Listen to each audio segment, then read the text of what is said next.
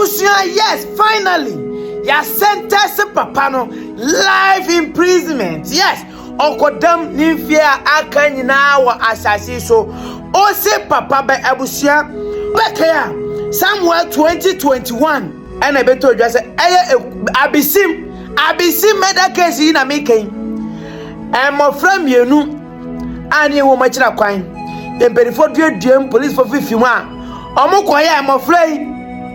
Nipa da sani to me atwitwa I'm afraid. Ed omo ashe free gym. Ebusia e ma ne koya asembeja wo oman Ghana mu ha me kwana me tibita se nipa to be twa nipa nam de ne she free gym. Oh adan. Ama ne beda ne arewo sempa Ebusia na ye court akoniaba left right court bra sa Ebusia. Ena me no ka say Abesim Medra, I friend Richard Appiah.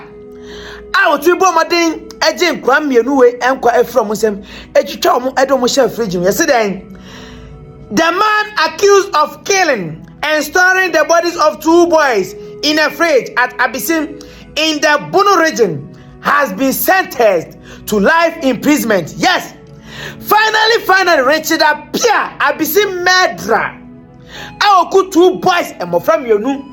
Boys me nu etumi di omonam ehye fridge mu no Ebusia me no ka say ya tum court a sentence no life in prison ai okwakodam ne nkwan na aka no wasase so ina no okobobra no efiase okobobra no efiase until finally yatumi aboa no kumfo odi fo ane nanso mofra no wei mofra no ko Ebusia enya izo na nipa dasani tumi hwe fresh to fresh na otumi sell fresh edi fresh egu fridge meanwhile ye wona ntwina mo ho aponchina mo ho akukọ na mo ho oso penam bia na mom nipa nam no ndo obetwitwa obeku nipa atwitwa ne nam asto no fridge nipa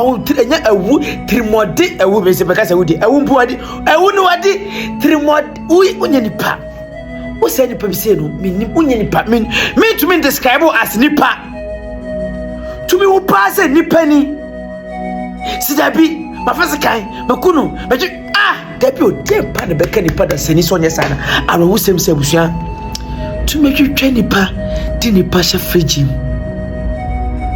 hwehwe nkrai hwehwe 2 boys ya ye homo fifimu ne bo se dabi o panawa ene court atumi adi asem no amasisi no asem no tuotwa na ne se nipa na oku nkran bienu ade omo nam twitwa omo de omo hye fridge mu no me ne o kasei court atumi abu ateno ai ema okwa ko serve wa fiase ne nkwa na ka owiase we obi ma ne pardon bia o serve ko pitama obewu so obomode wo wa fiase won so a ni funu sa be serve ato aso no bete